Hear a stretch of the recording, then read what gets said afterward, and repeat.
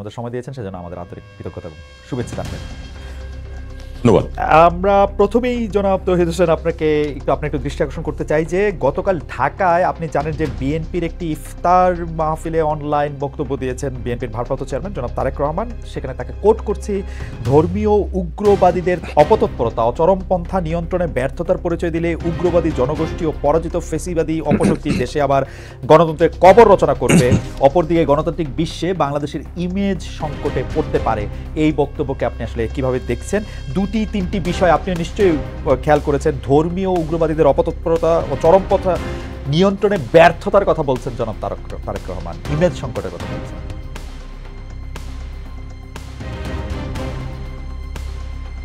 Ambassador তৌহিদ Hossain, adviser তৌহিদ হোসেনকে আমাদের কি শুনতে পাচ্ছেন না? এই মুহূর্তে শুনতে পাচ্ছি, মাঝে একটুখানি শোনা যাচ্ছে। আচ্ছা, আমি আবার বলি, সেটি হচ্ছে যে বিএনপির একটা ইফতার মাহফিলে, ওটা শুনেছি। জি জি, এটা আপনি কিভাবে দেখছেন? আপনার মন্তব্য জানতে চাচ্ছি। হ্যাঁ, জি ওকে। দেখুন, যে বিষয়গুলি তারেক রহমান সাহেব বলেছেন, এটা কিন্তু উদ্বেগ প্রকাশ করা যায় না, আমরা শুনতে পাচ্ছি, একদম স্পষ্ট শুনতে পাচ্ছি। আচ্ছা, ওকে ওকে। তিনি যে উদ্বেগ প্রকাশ করেছেন, এটা তাত্ত্বিক ভিত্তিতে যদি আমরা দেখি, এটা অবশ্যই একটা উদ্বেগের বিষয় হতেই পারে, তাতে কোনো সমস্যা নেই। উনি তো বলেননি যে এটা হয়েছে, তা কিন্তু বলেন যদি হয় তাহলে সমস্যা হবে বলেছেন। এটা তো আমরা মোটামুটি সবাই স্বীকার করি যে আমাদের দেশে, দেখুন, আমাদের দেশের মানুষ কিন্তু ধার্মিক, প্রধানত ধার্মিক, কিন্তু উগ্রবাদী কিন্তু না। তবে পৃথিবীর যে কোনোখানের মতোই একটা উগ্রবাদী ফ্রিঞ্জ থাকেই সবখানে। তবে আমি মনে করি না যে আমাদের দেশে তাদের এখানে এই উগ্রবাদিতা খুব বড় আকারে দেখা দেওয়ার কোনো সুযোগ আছে। আমি দৃঢ়ভাবে বিশ্বাস করি যে আমাদের যে মডারেট একটা যে ধর্মীয় অনুভূতি মানুষের, এটাই প্রিভেইল করবে। হয়তো একটা ফ্রেঞ্চ থাকবে, কিন্তু সেটা আমার মনে হয় নিয়ন্ত্রণেই থাকবে, এবং এই সরকার নিজেও এ ব্যাপারে ওয়াকিবহাল এবং বদ্ধপরিকর যে আমাদের এখানে সাম্প্রদায়িক সম্প্রীতি বজায় রাখতে হবে এবং মানুষ যেন তাদের ধর্মকর্ম স্বাভাবিকভাবে পালন করতে পারে, এটাতে কোনো বাধার সৃষ্টি হবে না। আমরা যদি এটা শুধু একটু মিলিয়ে একটা বাস্তবতা দেখি যে মানে এইগুলো আমার কোনো মন্তব্য না, আমি বাস্তবতাটা যদি এরকম দেখি যে হিজবুত তাহরিরের মতো গোষ্ঠীগুলি বাংলাদেশে প্রকাশ্যে খিলাফত প্রতিষ্ঠা দাবিতে মিছিল মিটিং করছে, যদিও পুলিশ তাদেরকে আসলে সেখানে সেটি করতে দেয়নি কোনো ক্ষেত্রে। অন্যদিকে আমরা যদি দেখি বেশ কয়েকজন জঙ্গিবাদে অভিযুক্ত ব্যক্তি জামিনে মুক্তি পেয়েছেন। আবার যদি আমরা দেখি যে একটি কবিতা বা গল্প লেখার জন্য প্রকাশ্যে কতল করার সিদ্ধান্ত যারা বলছেন তাদের কোনো বিরুদ্ধে কোনো ব্যবস্থা নেওয়া হচ্ছে না। এগুলিকে যদি আমরা মানে এগুলিকে যদি আমরা সন্ত্রাসবাদ বলি, সম্পৃক্ততার সাথে মিলানো ঘটনা বলি, এবং তারেক রহমান সাহেব যে ধর্মীয় উগ্রবাদের অপতৎপরতা চরম মানে পন্থা নিয়ন্ত্রণে ব্যর্থতার প্রসঙ্গটা আনছেন, সেইটা আপনাদের কাছে এটা বাস্তব মনে হয় কিনা যে এটা আসলে একটু ভয় পাওয়ারই কারণ আছে? কেউ কেউ এটা বলছে যে বাংলাদেশে কোনো একটা ভাবে ধর্মকে আশ্রয় করে চরমপন্থার পুনরুত্থান ঘটছে, এইটা আপনি কিভাবে দেখেন? দেখুন, এই যে আপনি হিজবুত তাহরিরের কথা বলছেন অথবা কোনো মিছিল মিটিং এর কথা বলছেন, এটা কিন্তু এখন হচ্ছে এমন কিন্তু কোনো কথা নয়, এটা কিন্তু হয়েছে আগেও, তখন এই প্রসঙ্গ কিন্তু ওঠেনি। আর যেটা আবার আমি ইনসিস্ট করছি, যেটা আমি তো উত্তর এটা একবার দিয়েছি, যে উনি তো বলেননি যে এই ঘটনা এই মুহূর্তে আছে, উনি বলেছেন যে যদি এটা ঘটে তাহলে একটি মানে অবশ্যই উদ্বেগের প্রশ্ন আছে। আমি ব্যক্তিগতভাবে মনে করি না যে এটা সাংঘাতিকভাবে কোনো কিছু ঘটছে এখানে। এবং আপনি বললেন যেটা, যে তাদের যে মিছিলের সেটাতে পুলিশ তাদেরকে বাধা দিয়েছে এবং ব্যবস্থা নিয়েছে, এটাই আমার মনে হয় আমাদেরকে করে যেতে হবে। আমি একদিনে সব সমস্যার সমাধান হয়ে যাবে এরকম মনে করা ভুল, কারণ এমন না যে এদের অ্যাক্টিভিটি এই দেশে কোনোদিন ছিল না, ছিল, সবসময় ছিল। তবে আমি যেটা বললাম যে এরা চিরদিনই একটা ফ্রিঞ্জেই ছিল। আমাদের মূলধারার যে ধার্মিক মানুষরা তারা কিন্তু এদের সাথে সম্পৃক্ত নন, এবং আমি মনে করি যে এটা নিয়ন্ত্রণের মধ্যে থাকবে, এটা নিয়ে উদ্বিগ্ন হওয়ার বড় কোনো কারণে অবশ্যই আমাদেরকে চোখ কান খোলা রাখতে হবে। আচ্ছা, একটু তাহলে তুলসী গ্যাবার্ডের প্রসঙ্গটা টানি, যদিও পররাষ্ট্র মন্ত্রণালয় খুব সঙ্গে সঙ্গে এটা একটা জবাব দিয়েছে। ইসলামী চরমপন্থা নিয়ে তিনি একটি মন্তব্য করেছেন, যা বাংলাদেশ সরকার একপাক্ষিক রাজনৈতিক উদ্দেশ্য প্রণোদিত বলে অলরেডি তা জানিয়েছে। যদিও তিনি এই অবস্থানটা আসলে সমস্ত দক্ষিণ এশিয়ার জন্যই বলেছিলেন, কিন্তু এইটাকে আসলে বাংলাদেশের জন্য বলেছেন বলে ভারতীয় মিডিয়া অনেকগুলি বক্তব্য দিয়েছে। আপনি নিজেও বলেছেন যে ভারতীয় গণমাধ্যমের তথ্য থেকে মানে ওরকম কথা আসতে পারে যেহেতু তারা বায়াসড। কিন্তু আমরা ভারতীয় গণমাধ্যমে কিন্তু নানামাত্রিক গণমাধ্যম দেখি, কেউ কেউ এরকম বায়াসড, অনেক বেশি বায়াসড, একদমই নরেন্দ্র মোদীর খাওয়ানো রিপোর্ট বা নরেন্দ্র মোদী যে রিপোর্ট পছন্দ করবেন সেই রিপোর্ট ছাপে, আবার এটার উল্টা পিকটাও আসে, কিন্তু শক্তিশালী এটা মিডিয়া আসে। আপনার কাছে কি মনে হয় যে তুলসী গেবার্ট খালি তথ্য সংগ্রহ করতেছেন ভারতীয় মিডিয়া থেকে, বা ভারতীয় মিডিয়ার যে অংশটুকু এই প্রপাগান্ডা ছড়াচ্ছে সেই অংশটুকু থেকে? তাইলে ওরা আন্তর্জাতিক মিডিয়া যেটা বিবিসি, আল জাজিরা, সিএনএন বা বাংলাদেশি মিডিয়া থেকে তারা তথ্য সংগ্রহ করছে না কেন? এটাকে আমি এইভাবে দেখি, আসলে তুলসী গেবার্ট যেটা বলেছেন এটা কিন্তু একটা লিডিং প্রশ্নের উত্তরেই উনি বলেছিলেন, কিন্তু যেহেতু কথাটা আমাদের অবস্থানের বিরুদ্ধে খুব শক্তভাবে গেছে, কাজে আমরা এটার বিরোধিতা করেছি, আমরা এটার প্রতিবাদ জানিয়েছি। কিন্তু তার মানে এই না কিন্তু যে মার্কিন যুক্তরাষ্ট্রের সাথে আমাদের মানে অবস্থানের তেমন কোনো এটা বিরাট কোনো পরিবর্তন ইন্ডিকেট করে, তা কিন্তু একেবারেই না। আপনারা খেয়াল করে দেখবেন যে এরপর যে ডিপার্টমেন্ট অফ স্টেট থেকে যে ছোট্ট একটি স্টেটমেন্ট এসেছে, সেটা কিন্তু আবার একজন খুব লিডিং প্রশ্ন, যিনি আসলে বাংলাদেশকে ডেনিগ্রেট করার জন্যই প্রশ্নটা করেছিলেন, স্পোক্স পারসন যিনি এটার উত্তর দিয়েছেন, তিনি কিন্তু খুব চমৎকারভাবে এটাকে উত্তর দিয়েছেন। তারা বলেছেন, জেনেরিক একটা উত্তর দিয়েছেন যে যে কোনোখানে মাইনরিটির উপর অত্যাচার হলে সেটাকে আমরা কন্ডেম করি, ফাইন, ওকে। এবং তিনি পাশাপাশি প্রশংসা করেছেন যে বাংলাদেশ যে অ্যাপ্রিসিয়েট করেছেন বাংলাদেশ যে এটার বিরুদ্ধে ব্যবস্থা নিচ্ছে এবং সেটা নিতে থাকবে। কাজে আমি মনে করি যে মার্কিন যুক্তরাষ্ট্রের সত্যিকার অর্থে বাংলাদেশের বর্তমান সরকার যে পদক্ষেপ নিচ্ছে এসব বিষয়ে, তার ব্যাপারে কোনো রিজার্ভেশন নেই বলে আমি ধরে নেব, কারণ মার্কিন সরকারের প্রতিনিধিত্বমূলক প্রতিষ্ঠান তো হচ্ছে ডিপার্টমেন্ট অফ স্টেট, তাদের যে স্টেটমেন্ট, কাজে সেটাতে আমি মনে করি যে এটা এক ধরনের, যদিও তুলসী গেবার্টের বক্তব্যে এক ধরনের একটা উদ্বেগ সৃষ্টি হয়েছিল, আমি মনে করি যে এটা আসলে কেটে গেছে, এই জিনিসটাকে আমরা এখন সেটেল হয়ে গেছে বলেই ধরে নেব। এমনিতে আন্তর্জাতিক মিত্রদের মানে শব্দটা একটু কূটনীতিক, এদেরকে আশ্বস্ত করার জন্য সরকার কি কোনো বাড়তি উদ্যোগ নিচ্ছে, নাকি মানে সরকার যেভাবে চালিয়ে যাচ্ছে সেভাবেই চালিয়ে যাবে? আপনার কি মনে হয়, যদি আমি সন্ত্রাসবাদ বা যারা মাইনরিটি আছে, নানাভাবে মাইনরিটি, তাদের সুরক্ষা দেওয়ার জন্য? এ ব্যাপারে আমাদের খুব স্পষ্ট অবস্থান, সেটা হলো যে যারাই মনে করছেন যে এখানে কোনো সমস্যা আছে, তারা আসুন দেখুন এবং আপনাদের অভিমত ব্যক্ত করুন। তারপরে আপনারা দেখুন, যা দেখেন সেটাই আপনারা বলুন। কারণ আপনি হয়তো খেয়াল করেছেন যে গত একেবারে শুরু থেকে গত 6-7 মাস যাবতীয় যে একটি আপনার ভারতীয় মিডিয়াতে যে একটা হাইপ সৃষ্টি করা হচ্ছে ব্যাপারে, সেটা কিন্তু তাদের কয়জন এখানে এসেছে রেয়ার। তো আমি তো আমার পরিচিত যারা ছিলেন তাদেরকে বলছি, আপনারা আসুন, এসে দেখেন, দেখে গিয়ে রিপোর্ট করেন। আপনারা জানেন যে আমি 9 বছর ভারতের চাকরি করেছি, বাংলাদেশের মিশন সময়, কাজে আমার সেখানে প্রচুর বন্ধু বান্ধব আছে। তো আমি তাদেরকে বলেছি, তোমরা আসো, দেখো, তারপরে গিয়ে রিপোর্ট করো। ভারতীয় মিডিয়া আমি একটু দুঃখ প্রকাশ এখানে করতে চাই, সেটা হলো যে আসলে ভারতীয় মিডিয়ার আমি যা দেখে এসেছিলাম ধরুন আজকে থেকে 20-30 বছর আগে, সে তুলনায় ভারতীয় মিডিয়ার অনেকখানি অবনমন ঘটেছে বলে আমার বিশ্বাস। আমি খুবই দুঃখ পাই এটাতে, কারণ আসলে ভারতীয় মিডিয়া খুব একটি উচ্চমানের মিডিয়া ছিল, কিন্তু এখন আপনারাও জানেন যে আসলে তারা অনেকটাই একপেশে হয়ে গেছে। আমি একটু গণযোগাযোগের ছাত্র হিসেবে আমি একটু সাফাই গাইতে চাই যে ভারতীয় মিডিয়া বলতে আমরা যাদেরকে আসলে বেশি দেখতেছি, রিপাবলিকান টিভি, আজ তক বা আনন্দবাজার গ্রুপের বাইরেও আসলে ভারতীয় মিডিয়া রয়েছে, এবং তাদের অনেকেই কিন্তু ভালো রিপোর্ট করছে, কিন্তু আনফরচুনেটলি তাদের ব্যাপারটা বা তাদের রিপোর্টগুলি আমাদের চোখের সামনে কম আসতেছে। আমরা প্রপাগান্ডা জাতীয় রিপোর্টই আসলে আমরা এখান থেকে ভোক্তা হিসেবে বেশি দেখতেছি। কারণ আমি নিজে দেখি যে ভারতীয় সাংবাদিকদের মধ্যে অনেকেই শেখ হাসিনার অনেক বড় সমালোচনা করছেন। অনেক ভারতীয় সাংবাদিক, ভারতীয় গণমাধ্যম কেন শেখ হাসিনাকে ভারতে আশ্রয় দেওয়া হলো সেটি নিয়ে প্রশ্ন তুলেছেন, একবার দুবার না, বড় বড় প্রশ্ন তুলেছেন। কিন্তু আমাদের সামনে আসলে কেন জানি মানে রিপাবলিকান টিভি, আজ তক, ওরাই বেশি উদাহরণ হয়ে থাকতেছে। মানে দেখুন, আসলে হয় কি, মানে তাদের সেম ভয়েস যেটা আছে that has been drowned out by the hullabaloo. এটা কিন্তু একটা অত্যন্ত খারাপ লক্ষণ। এটা শুধু খারাপ লক্ষণ শুধু যে আমাদের জন্য, কারণ এটা ভারতের জন্য আমি মনে করি না খুব ভালো কোনো কিছু।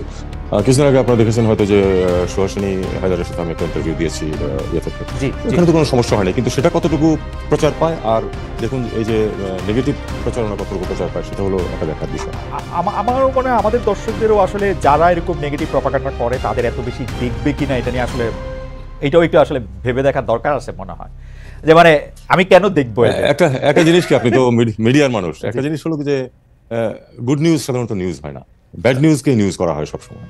গুড নিউজ যদি 10টা থাকে সেটা যা গুরুত্ব পায় একটা খারাপ খবর কিন্তু তার থেকে অনেক বেশি গুরুত্ব পায়, এবং এটাকে কিন্তু আপনি মাল্টিপ্লাই করেন, এটাকে পুনঃপ্রচার করতেই থাকেন। সেটা তো অনেক আগে থেকে, দ্বিতীয় বিশ্বযুদ্ধের সময় থেকে এই ফিলোসফি চলে আসছে, সেটা মনে হয় করে যাচ্ছে না। কিন্তু আমি আমি আমি আমি আপনার কথা একদম কিন্তু ঘটনা হচ্ছে যে খবর হচ্ছে এমন একটা জিনিস, খবর যদি মিথ্যা খবর, ফরমালিন, কার্বাইড, এগুলি কিছু দিয়ে বাঁচানো যায় না। মিথ্যা খবরটা আসলে প্রকাশিত হয়ে পড়ে। তো যারা মিথ্যা খবর দেয় বা প্রপাগান্ডা করে তাদের প্রতি তো আর আমাদের এরকম আস্থা থাকা উচিত মানে কথা না। আমি মনে করি যে আপনি একটা খারাপ খবর আরো 10 ভাবে দিলেন, সেটা ঠিক আছে, কিন্তু যারা একটা প্রপাগান্ডা করছে, প্রচার করতেছে, মিথ্যা কথা বলতেছে, তাদেরটাও কেন আমাদের শোনা দরকার? আমি আমার এবার আমরা পরবর্তী প্রসঙ্গে যাই, যে মানে সাংবাদিকতা নিয়ে তো আসলে কথা বলাই যায়। সেটা হচ্ছে যে দর্শকদের মধ্যে অনেকে আপনাকে অনুরোধ করেছেন আপনি আসবেন বলে, এটা আমাদের বলা দায়িত্ব হয়ে গেছে যে ইতালির ভিসা পাওয়া যাচ্ছে না, 60,000 মানুষ গত 2 বছর ধরে ঝুলে আছে, এরকম একটা কথা তারা বলতেছেন। এইটা ব্যাপারে আপনার জানা আছে কিনা, মানে এখানে প্রবলেমটা কোথায় হয়েছে, তারা আপনাকে অনুরোধ করেছেন এই ব্যাপারে একটু আলোচনা করতে? আমি খুব এখানে খুব ফ্র্যাঙ্কলি কিছু কথা বলতে চাই। এই ব্যাপারটা নিয়ে আমি শুধু যে জানা আছে তাই না, আমি এটাকে ওতপ্রোতভাবে জড়িত চেষ্টা করছি সেই জটটা ছাড়াতে। এবং ইটালিয়ানরা প্রথমে একটু বেশ এগিয়েছিল যে 3-4 মাসের মধ্যে শুরু হয়ে পরবর্তী 6 মাসের মধ্যে সমাধান হয়ে যাবে, কিন্তু পরে ইটালির অভ্যন্তরীণ একটা আইন বা নিয়ম পরিবর্তন হয়েছে, যে কারণে আমাদেরকে অনেক দেরিতে পড়ে যেতে হচ্ছে। এখানে বিষয়টা হচ্ছে যে তারা প্রতিটা কেস তারা পরীক্ষা করে দেখে তারপরে ক্লিয়ার করছে। এগুলি কিন্তু সব বেশিরভাগই এমপ্লয়মেন্ট ভিসা অথবা ফ্যামিলি ইউনিয়নের প্রশ্ন। এখন অনেক ক্ষেত্রে দেখা গেছে যে যেখানে হয়তো কোনো একজন 2 জন বা 3 জন লোককে চাকরি দিতে পারে, সেখানে 10 জন লোককে চাকরি দিয়ে দিয়েছে। এটা ঘটেছে, এবং এটা এখানে দুর্নীতি জড়িত, আমাদের লোকেরা জড়িত এবং ইটালির লোকেরাও জড়িত। মানে এটা এখানে প্রচুর অর্থের আদান প্রদান হয়েছে, যে কারণে এক একজনের যেতে আমি শুনতে পাই যে 12 থেকে 15 লাখ টাকা নাকি খরচ হয় এক একজন মানুষের এখান থেকে যেতে। এবং এই টাকার তো খুব সামান্য অংশ আসলে প্রকৃত সরকারি নিয়মে ব্যয়ের অংশ অত্যন্ত সামান্য, বাকিটা কিন্তু আসলে বিভিন্ন দুর্নীতিগ্রস্ত মানুষের পকেটে যায়। এবং তারা এই কাজটা করে এখন যে কারণে আমরা যে কাগজপত্র দেই, এটার বিশ্বাসযোগ্যতা একেবারেই নেই। এমনকি যে ইতালি থেকে কাগজ দিচ্ছে যে সে 10 জন লোককে চাকরি দিতে পারে এবং দিচ্ছে, এবং সেখানে তারা ইন্সপেকশন করে তারপরে এটাকে ক্লিয়ার করবে। আমাদেরকে জানিয়েছে যে তারা দেখবে যে আসলে ওখানে 10 জনের চাকরির ব্যবস্থা আছে, না হলে যে যাবে গিয়ে 2 জন ওখানে চাকরি পাবে আর 10 জন রাস্তায় থাকবে, এটা তারা কোনো অবস্থাতে চাচ্ছে না। এবং এই জন্য আমি কিন্তু তাদেরকে দোষ দিতে পারি, দোষটা কিন্তু প্রাথমিকভাবে আমরা এটাকে এখন চেষ্টা করছি যে জবটা কিভাবে ছোট না যায়। আমরা রিকোয়েস্ট করছি যে একটু ডক্টর হলে কিছু বেশি মানুষকে এনগেজ করো। জি বলুন। আমার একটা ছোট্ট প্রশ্ন আছে যে আপনি, আমাদের দর্শকরাও কিন্তু আপনার সাথে একমত যে 2টা চাকরির ব্যবস্থা করে 10টা করা হয়েছে, এরকম করা হয়েছে। যারা এগুলিতে করেছে, অ্যাটলিস্ট বাংলাদেশের যে অংশটুকু এই দুর্নীতির সাথে জড়িত, তাদের আসলে শাস্তি হবে কিনা, তারা তাদের ব্যয় করা টাকাটা, মানে অনেকে তো চাকরি আসলে জেনুইনলি হবে না, তারা টাকাটা দিয়ে দিয়েছেন, তারা টাকাটা ফেরত পাবেন কিনা এবং তাদের শাস্তি হবে কিনা যারা তাদেরকে এরকম ভুল বুঝিয়ে মিথ্যা কথা বলে টাকাটা নিয়েছে? এটা একেবারে আইনি ব্যাপার, আমি এই ব্যাপারে কমেন্ট করতে পারবো না নিশ্চিতভাবে। যে তাদেরকে শাস্তি হবেই, টাকা ফেরত পাওয়া যাবে, এই নিশ্চয়তা দেওয়া আমার পক্ষে সাধ্যতেই, ইনফ্যাক্ট কারো পক্ষেই সম্ভব না। এটা একটা জিনিস আপনি জানেন যে টাকা যখন আপনি দিয়ে ফেলেন, তখন কিন্তু আদায় করাটা বেশ মানে আইনি মাধ্যমে আদায় করা বেশ কঠিন কাজ, সময় সাপেক্ষ ব্যাপার। এটা তো শুধু এখানে না, এটাতে না, আপনারা জানেন যে বিপুল পরিমাণ অর্থ আমাদের দেশ থেকে চুরি করে বিদেশে পাচার করা হয়েছে। আমরা তো চেষ্টা করছি সেটা উদ্ধারের, কিন্তু কতখানি উদ্ধার করা যাবে, কারণ টাকা যখন একবার এখানে চলে যায় সেটাকে উদ্ধার করে আনা খুব কঠিন। একই কথা ক্ষুদ্র আকারে এখানেও খাটে।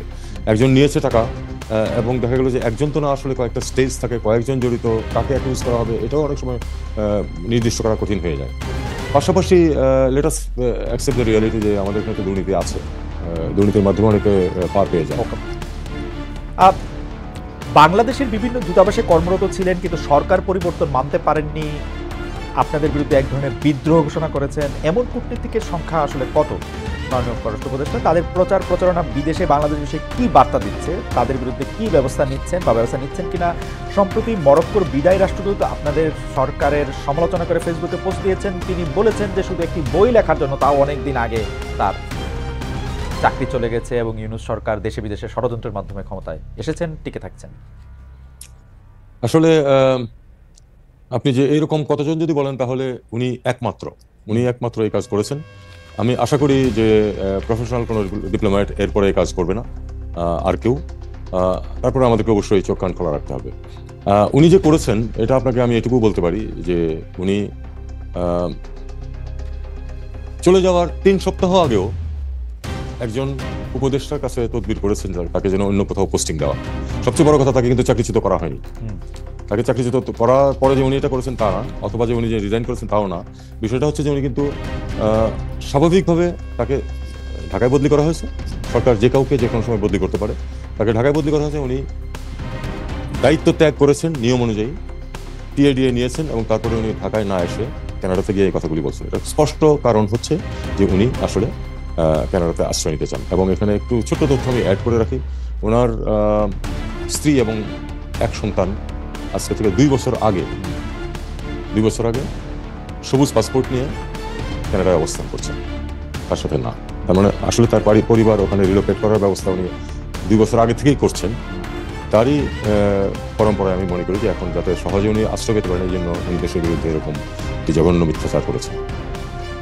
এরকম সংখ্যায় মানে আপনাদের মানে ওনাকে আপনি একমাত্র বলছেন। আমি আমি আমি পরবর্তী প্রসঙ্গের মধ্যে যাই যে আপনি জানেন যে গত মাসে ডোনাল্ড ট্রাম্প একটা $29 মিলিয়ন একটা কথা বলেছিলেন। আপনি খুবই কূটনৈতিক ভাষায় শব্দ চয়ন করে তাকে ঠিক মিথ্যাবাদী না বলে আপনি বলেছিলেন যে কথার সত্যতা আপনি পান নাই। তো এইটার ব্যাপারে কি কোনো ডেভেলপমেন্ট আছে? মানে এই $29 মিলিয়ন কথা কি তিনি হঠাৎ করেই বললেন, এমনি বললেন? মানে এটা কেনই বা বলতে যাবেন? বাংলাদেশ তো আসলে ডোনাল্ড ট্রাম্পের জায়গা থেকে দেখলে 186 বা 210টা দেশের একটা, মানে এই দেশ সম্পর্কে আবার একটা $29 মিলিয়ন, এটা উনি কেন বলতে যাবেন? মানে এর পিছনে কি কারণ? দেখুন, প্রেসিডেন্ট ডোনাল্ড ট্রাম্প কেন কোন কথা বলেছেন এটা বিচার করার যোগ্যতা আমার নেই। আমি আসলে অনেক সময় বুঝিও না উনি নিশ্চয় কোনো কারণে সেটা বলেছেন। তবে আমি আমাদের এখানে যারা এটা নিয়ে নাড়াচাড়া করেন তারা দেখেছেন যে আমার তো কোনো মেকানিজম নাই এটা চেক করার মতো।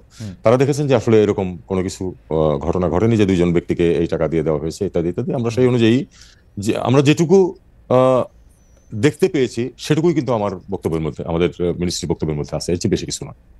এমনি মার্কিন পররাষ্ট্র যে দপ্তর আছে এখানে, সরি মানে যে কনসুলেট আছে, যে এমবাসি আছে, তাদের কাছ থেকে এই ব্যাপারে বাড়তি কোনো কিছু জানানো হয়েছে ইন দ্য মিন টাইম?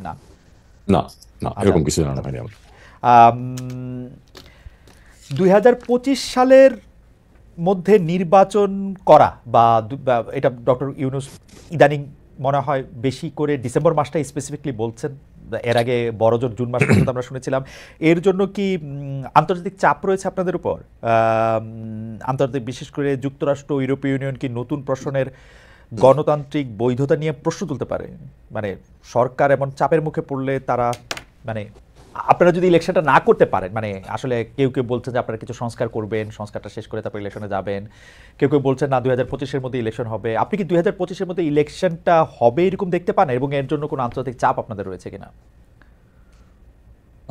অন্তত আমি যেটুকু জানি আমার উপরে কোনো আন্তর্জাতিক চাপ, আমার মাধ্যমে বা আমার উপরে কোনো আন্তর্জাতিক চাপ কখনো আসেনি। আমি দেখেছি যে আমাদের বন্ধু রাষ্ট্র যারা আছে তারা সবাই কিন্তু এই সরকারের যে কর্মসূচি ইনক্লুডিং রিফর্মের প্রতিও কিন্তু তারা বেশিরভাগই কিন্তু স্পষ্টভাবেই বলেছেন যে হ্যাঁ, রিফর্মের ব্যাপারে আমরা সমর্থন করি সরকারকে, এরকমই কিন্তু বলেছেন বেশিরভাগ। কাজেই আমি মনে করি যে আন্তর্জাতিক চাপ আছে। বিষয়টা হচ্ছে আমাদের অভ্যন্তরীণ, এবং আমাদেরকে অভ্যন্তরীণ বাস্তবতার ভিত্তিতেই কিন্তু সিদ্ধান্ত নিতে হবে, যেটা প্রফেসর ইউনূস অবশ্যই নেবেন সেই সিদ্ধান্ত। আমি আমার নিজের অবস্থান থেকে আমি আসলে বলতে পারবো না যে কবে নির্বাচন হবে, কারণ এটার জন্য আরো অনেকে জড়িত আছেন এর মধ্যে, এবং চূড়ান্ত সিদ্ধান্ত তো অবশ্যই প্রফেসর ইউনূস নেবেন। আর সেই সাথে আরেকটা জিনিস আমাদেরকে বুঝতে হবে যে আসলে তো সংস্কার কতটুকু হবে না হবে সে নিয়ে বেশ কিছু কমিশন ছিল, তারা তাদের মতামত দিয়েছেন, তাদের রিকমেন্ডেশন দিয়েছেন। সেটা নিয়ে এখন নেগোসিয়েশন চলছে রাজনৈতিক দলগুলোর সাথেও। তো আমি মনে করি যে এই নেগোসিয়েশনে দেশের জন্য যেটা ভালো সেটাই বের হয়ে আসবে। এবং মূল জিনিসটা হচ্ছে যে এই সরকারের আলটিমেট লক্ষ্য তো হচ্ছে একটি নির্বাচন অনুষ্ঠান করে নির্বাচিত ব্যক্তিদের হাতে ক্ষমতা হস্তান্তর করে যাওয়া। এটাই তো আমাদের আলটিমেট উদ্দেশ্য, যে অন্তর্বর্তী সরকার হিসেবে তাই দাঁড়ায়, এবং আমরা সেটা করতেই বদ্ধপরিকর। এখন প্রশ্নটা হচ্ছে সময় কতটুকু লাগবে, আগে কতটুকু রিফর্ম হবে, পরে কতটুকু হবে ইত্যাদি। এটা নিয়ে আমি মনে করি যে বাংলাদেশের মানুষ সাধারণত এসব বিষয়ে ভুল করে না। আমি দৃঢ়ভাবে বিশ্বাস করি যে আলাপ আলোচনার মাধ্যমে এটা একটা সুন্দর পথ বেরিয়ে আসবে, এবং আমরা একটা ভালো নির্বাচন করে তাদের কাছে ক্ষমতা হস্তান্তর করে চলে যেতে পারবো। আমি গতকাল একটা রেকর্ডেড অনুষ্ঠান দেখছিলাম, আপনি জানেন যে তৃতীয় মাত্রা স্বনামধন্য উপস্থাপক জনাব জিল্লুর রহমান ভাই এটা বলতেছিলেন যে খুব মানে এটা তার পার্সোনাল অনুষ্ঠান, সেই জন্য পার্সোনাল ওপিনিয়নই উনি দিচ্ছিলেন, কিন্তু খুব মানে বলে না, খুব জোর দিয়ে বলছিলেন যে এই সরকার আসলে আরও ৩-৪ বছর ক্ষমতায় থাকতে চায়। কেন এই সরকার ৩-৪ বছর ক্ষমতায় থাকতে চান সেটা তার ব্যাখ্যার জায়গায় আমি না গেলাম, যে উনি এটা বলছেন যে ৩-৪ বছর তাদের আসলে কিছু জিনিস দরকার, তাদের ক্ষমতা থাকতে হবে। আপনারও কিরকম মনে হয় যে ক্যাবিনেট মেম্বার আপনারা কি আসলে আরও ৩ বছর থাকলে দেশের বা আপনাদের ভালো হবে এরকম মনে করেন? এটা খুব থিওরিটিক্যাল প্রশ্ন হয়ে গেল।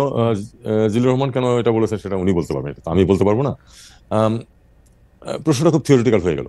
আমি এরকম থিওরিটিক্যাল প্রশ্নে যেতে চাই না। আসলে আমার কথা হচ্ছে যে আলাপ আলোচনার মাধ্যমে বেরিয়ে আসবে যে কত তাড়াতাড়ি নির্বাচন করা সম্ভব, এবং সেটাই আমাদের এই সরকারের লক্ষ্য বলে আমি মনে করি। একটু রোহিঙ্গা প্রসঙ্গে আসি, যে ভবিষ্যতে রোহিঙ্গাদের ফেরত পাঠানো সম্ভব করতে বাংলাদেশ ও মিয়ানমারের মধ্যে জাতিসংঘের যেটা মানবিক করিডোর আর আরাকান আর্মির সঙ্গে সংলাপের বিষয়ে আপনি আমাদের কিছু বলবেন কিনা? আরসাব প্রধানকে যে গ্রেপ্তার করা হলো তার সঙ্গে এর একটা সম্পর্ক রয়েছে কিনা? দেখুন, আপনারা জানেন যে মিয়ানমার বা রাখাইন পরিস্থিতি কিন্তু অত্যন্ত জটিল আকার ধারণ করেছে। জটিল আকার ধারণ করেছে এই কারণে যে আমরা অত্যন্ত ধৈর্যের সাথে, আমি মনে করি যে ধৈর্যটা একটু হয়তো বেশি হয়ে গেছে আমাদের। আমরা অত্যন্ত ধৈর্যের সাথে দীর্ঘদিন ধরে কিন্তু মিয়ানমারের মিলিটারি সরকারের সাথে এবং তার আগে আধা মিলিটারি সরকারের সাথে কিন্তু আমরা আলাপ আলোচনা চালিয়ে যাচ্ছিলাম এই লোকগুলিকে, এই অত্যন্ত হতভাগ্য মানুষগুলিকে যেন তাদের স্বাভাবিক জীবনযাত্রা ফিরিয়ে দেওয়া যায়, তাদের দেশে গিয়ে তারা তাদের জীবনযাত্রা নির্বাহ করতে পারেন। ফলাফল এ যাবৎ শূন্য। এর মধ্যে কিন্তু আপনার বাস্তব পরিস্থিতির বিরাট বিরাট পরিবর্তন হয়ে গেছে। সেটা হলো যে 3 বছর আগে তো ওখানে শুরু হয়েছে গৃহযুদ্ধ, এবং গৃহযুদ্ধের ফলে কিন্তু বিভিন্ন ধরনের পরিবর্তন হয়ে গেছে বাস্তবতা। বাস্তব পরিস্থিতিতে এখন ধরুন মোটামুটি রাখাইন রাজ্য, যেটার সাথে বাংলাদেশের সীমানা আছে, রাখাইন রাজ্যের সীমানা কিন্তু অরিজিনালি শুধু বাংলাদেশের সাথে আছে, ভারতের সাথে নেই। কিন্তু তারা আবার খানিকটা পালেতোয়া এবং চীন রাজ্যের খানিকটা দখল করে ভারতের সাথে একটি যোগাযোগ স্থাপন করে নিয়েছে আরাকান আর্মি। আরাকান আর্মি এখন অলমোস্ট সম্পূর্ণ নিয়ন্ত্রণ আছে। বম্বিং হচ্ছে উপর থেকে, তাতে করে মানুষের যন্ত্রণা বাড়ছে, কিন্তু তাতে করে কিন্তু আরাকান আর্মির নিয়ন্ত্রণ কিন্তু শিথিল হয়নি এই রাজ্যের উপর। কাজে এখন বাস্তবতা হচ্ছে যে আরাকান আর্মি ডিসাইড করবে যে এখানে কি হবে না হবে। এমনকি যদি একসময় তো এই গৃহযুদ্ধ পরিস্থিতি শেষ হবে এবং তখন সেটেল ডাউন করবে, যখন করবে তখনও কিন্তু Arakan army will B a major power, major arbiter, যে এই রোহিঙ্গাদের নিয়ে এবং আরাকান রাজ্যে কি হবে না হবে। তারা কিন্তু যদি একটা ইয়েও হয়, একটা ওখানে যদি একটা স্বায়ত্তশাসনও হয়, তারা কিন্তু অনেক কিছু ডিসাইড করবে। কাজে তাদের সাথে আমাদেরকে আলটিমেটলি নেগোশিয়েট করতেই হবে। তবে যেহেতু তারা একটা নন স্টেট অ্যাক্টর, একটা রাষ্ট্র হিসাবে আমাদের পক্ষে, আর বিশেষ করে যেহেতু আমরা এখনো কেন্দ্রীয় সরকারকে তো স্বীকার করি, কাজেই তাদের সাথে আমরা আলাদাভাবে অফিসিয়ালি কোনো যোগাযোগ করা আমাদের পক্ষে সম্ভব না। তবে আমি জানি যে সরকারের বাইরে বিভিন্ন ধরনের তৎপরতা হচ্ছে যে একটা কিছু ব্যবস্থা করা। এখানে একটি প্রশ্ন, যেমন বর্ডারে কিন্তু কিছু যোগাযোগ সবসময় আছে, কারণ বর্ডারে ম্যানেজমেন্ট করতে গিয়ে অনেক সময় তাদের সাথে কিছু যোগাযোগ আমাদের করতে হয়, সেটা আমরা নিম্ন পর্যায়ে করে থাকি। আর আরেকটা বিষয় যেটা আপনি বলছিলেন যে করিডোরের প্রশ্ন, করিডোরের প্রশ্নে আমাদের যেটা অবস্থান সেটা হচ্ছে যে করিডোর দিয়ে যে মালামাল যাবে সেটার বিতরণটা কিভাবে হবে, এটা একটা খুব গুরুত্বপূর্ণ প্রশ্ন। এই জন্য যে আমরা এখনো দেখছি না যে আরাকান আর্মি রাখাইনদেরকে এবং রোহিঙ্গাদেরকে যারা ওখানে আছে তাদেরকে একইভাবে ট্রিট করছে, তারা করছে না। তাদের অ্যাট্রোসিটিজ এগেইনস্ট দ্য রোহিঙ্গাস কিন্তু চলমান ছিল, অন্তত এই মুহূর্তে হয়তো নাই, কিন্তু ছিল, এবং যার ফলে কিন্তু অন্তত 80,000 রোহিঙ্গা কিন্তু তারা রাখাইনের দখল নেওয়ার পরেও বাংলাদেশে প্রবেশ করেছে। তো এটা আমরা তো চাই না যে এটা ঘটতে থাকুক। এখন যদি সিম্পলি এই ত্রাণ সামগ্রী তাদেরকে দিয়ে দেওয়া হয়নি গিয়ে আরাকান আর্মির হাতে, তারা এতটা বিশ্বাস এখন অর্জন করতে পারেনি যে তারা এটা সঠিকভাবে বিতরণ করবে। আমরা আশঙ্কা করি যে এটা যদি হয় তাহলে তারা সেটা রাখাইনদেরকে দেবে, রোহিঙ্গাদেরকে ডিপ্রাইভ করবে, যাতে করে এটা উইপন অফ ওয়ার হিসাবে কিন্তু এটা ব্যবহারের একটা সম্ভাবনা আছে। আমরা সেটা চাই না। আমরা চাই যে যদি এখান থেকে কোনো সরঞ্জাম ইউএনএইচসিআর এর মাধ্যমে যায়, ইউএনএইচসিআর কে তার উপর তার ডিস্ট্রিবিউশন প্রসেসের উপর নিয়ন্ত্রণ থাকতে হবে। নিয়ন্ত্রণ কমপ্লিট না হোক, অন্তত পাশাপাশি নিয়ন্ত্রণ থাকতে হবে, যাতে সবাই এটার ভাগ পায়। আপনি আসলে মানে আমি প্রশ্ন করার আগেই আপনি মোটামুটিভাবে পুরোটা বিষয়ই আপনি ব্যাখ্যা করেছেন, কিন্তু আমার এটা খুবই কৌতূহল লেগেছে যে জাতিসংঘের মহাসচিব যখন এখানে আসলেন, সঙ্গে আপনিও ছিলেন, আমি তাকে ইংরেজি ভাষাতেই কোট করি, তিনি যখন এটা বলতেছেন যে the Arakan Army is an entity with which I believe a necessary dialogue must take place. আমাদের সাথে বাংলাদেশের সাথে আরেকটা দেশের কূটনৈতিক সম্পর্ক রয়েছে এখনো, মানে কূটনৈতিক সম্পর্ক বলতে আমি যদি বলি ওই সরকারটাকে আমরা সরকার হিসেবে স্বীকৃতি দিচ্ছি, যেটা আপনি বলতেছেন, সেইখানে ওইখানকার বিদ্রোহী একটা গ্রুপের সাথে ডায়লগ হবে, সেটা জাতিসংঘের মহাসচিব বলছেন, আমাদের দেশে এসে আপনি সেখানে উপস্থিত আছেন, এইটার একটা মানে মানে এইটা আপনার একটা কূটনৈতিকভাবে এটার আপনার একটা জবাবদিহি করতে হবে না? মানে এমনিতেই ওরা আমাদের কথা শোনে না, তার মধ্যে মানে এটা একটু পুরোটা নিয়ে চলে যাওয়া না, মানে মানে অল ইন হইল না এটাতে? মানে আপনার কি মনে হয়? না, দেখুন দেখুন আমরা কোনো জাম্প করবো না কোনো সিদ্ধান্তে, আমরা কোনো জাম্প করবো না। তবে এই বিষয়টা আমরা উপলব্ধি করি যে আলটিমেটলি আমাদেরকে অবশ্যই আরাকান আর্মিকেও ইয়াতে হিসাবে নিতে হবে এবং তাদের সাথে নেগোশিয়েট করতে হবে। আমাদের কোন স্টেজে করবো সেটা আমাদের একটা সিদ্ধান্তের প্রশ্ন আছে। এটাকে বাস্তবতাকে স্বীকার করেছেন আমরা জানি যে জাতিসংঘ মহাসচিব। সেক্রেটারি জেনারেল, জি। হ্যাঁ সেক্রেটারি করেছেন। সেটা উনি করতেই পারেন, কারণ উনি তো আসলে উনিও তো চান যে সমস্যাটার সমাধান হোক। সমস্যার সমাধান আসলে শুধু কেন্দ্রের সাথে নেগোশিয়েট করে ফাইনাল হবে না, এটা আমরা জানি, কারণ বাস্তবতা পরিবর্তন হয়ে গেছে। ওকে, আমার আসলে চীন নিয়ে একটা প্রশ্ন করতে হবে, যে এইটার ক্ষেত্রে চীনের মানে মাননীয় প্রধান উপদেষ্টা চীন সফরে যাচ্ছেন, এটার সাথে আসলে চীনে এটার নিয়ে কথা হবে কিনা, এইটার বা চীনের সফরে এটার মধ্যে থেকে গুরুত্ব পাবে কিনা, কারণ আরাকান আর্মির সহায়তাটা মূলত চীন থেকে আসে। আবার